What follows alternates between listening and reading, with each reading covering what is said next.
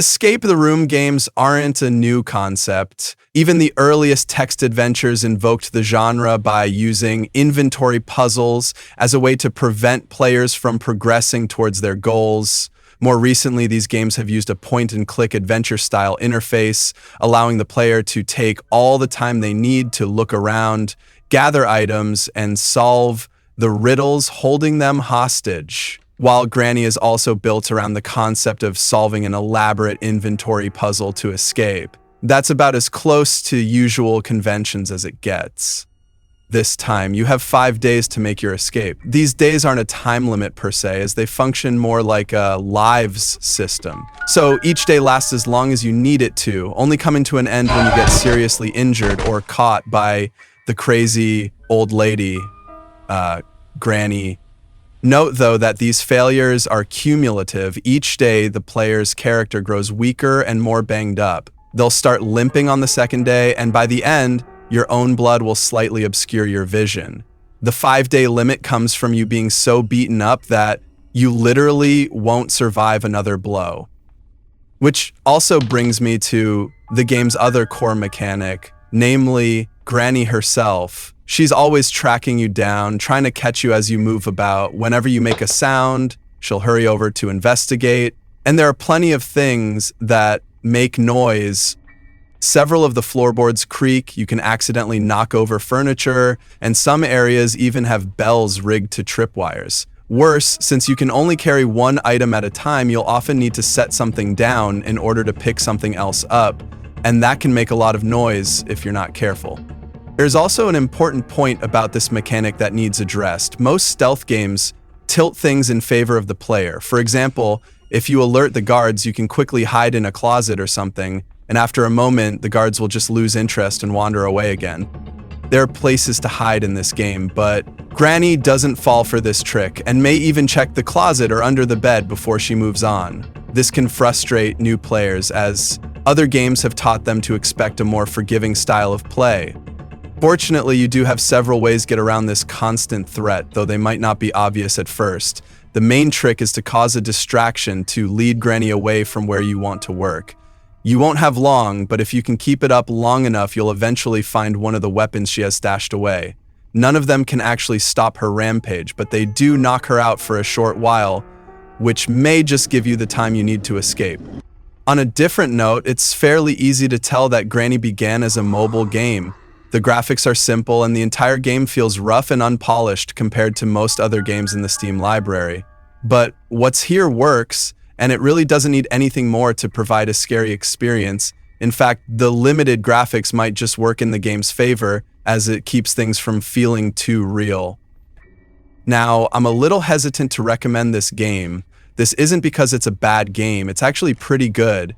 It's just that you can't easily pick up and expect to win.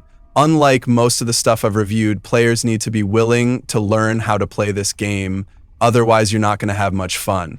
But if you're willing to get good, grab your headphones, turn off the lights, and start running, subscribe or Granny will come to you. Mahahaha.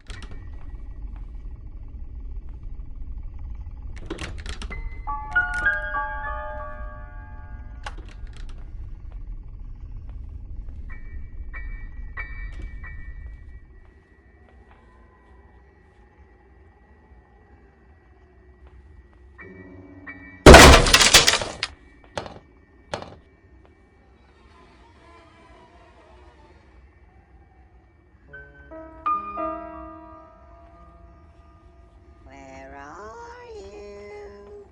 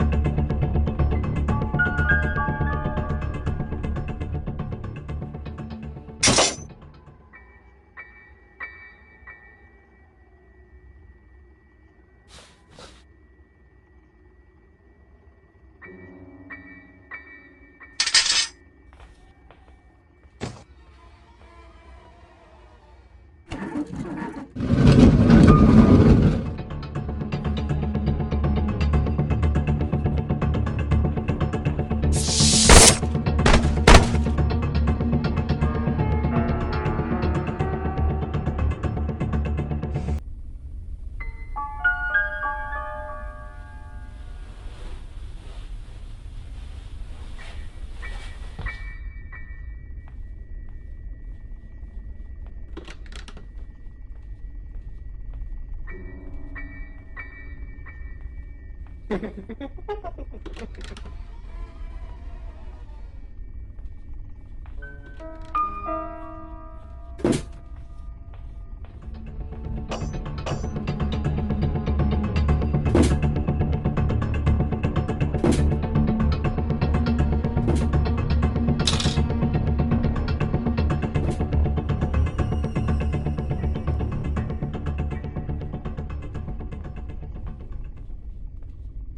want to play hide and seek?